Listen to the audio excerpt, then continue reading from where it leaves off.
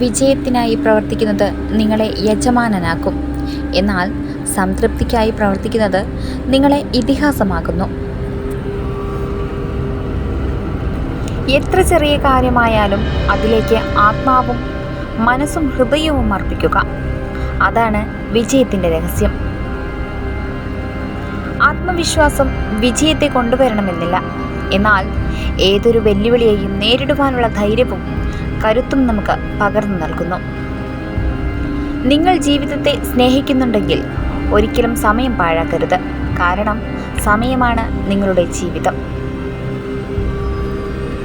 ആദ്യം നിങ്ങളെ അവർ അവഗണിക്കും, പിന്നീട് പരിഹസിക്കും, അതിനുശേഷം പുച്ഛിക്കും, അവസാനം ആക്രമിക്കും. ഒടുവിൽ നിങ്ങളുടെ വിജയം അവർ അംഗീകരിക്കും. ജീവിത വിജയം നേടിയവരെല്ലാം പ്രത്യേകം കഴിവുള്ളവരായിരിക്കണമെന്നില്ല.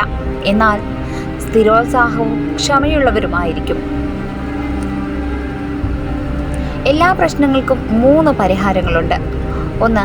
പ്രശ്നങ്ങളെ അംഗീകരിക്കുക. 2. അതിനെ മാറ്റി നിർത്തുക. 3. അല്ലെങ്കിൽ അതിനെ വിട്ടുകളയുക.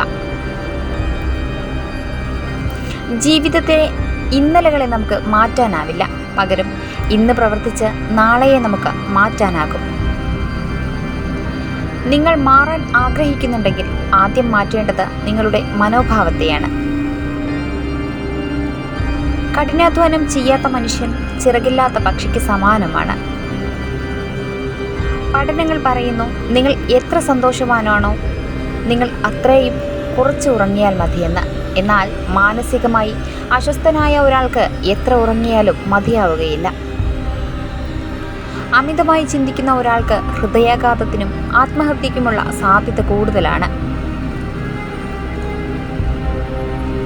സ്ത്രീകൾ തങ്ങളെക്കാൾ ഉയരം കൂടിയ പുരുഷന്മാരെയാണ് ഇഷ്ടപ്പെടുന്നത്. കാരണം ഉയരം കൂടിയ പുരുഷന്മാർക്ക് സംരക്ഷിക്കാനുള്ള കഴിവ് കൂടുതലുണ്ടെന്ന് അവർ വിശ്വസിക്കുന്നു.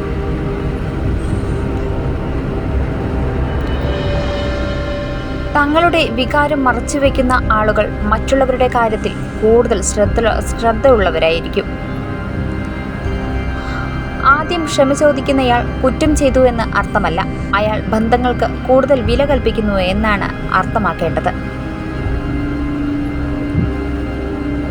ഒരു മോശം കാര്യം കേൾക്കുന്നത് കുറഞ്ഞത് 5 നല്ല ഓർമ്മകളെയെങ്കിലും നശിപ്പിക്കും. മോശം ചിന്തകളിൽ നിന്ന് സ്വയം അകന്നു നിൽക്കുക എന്നതാണ് നമുക്ക് ചെയ്യാൻ കഴിയുന്ന ഏറ്റവും നല്ല കാര്യം. Thank you for watching. Please support and subscribe.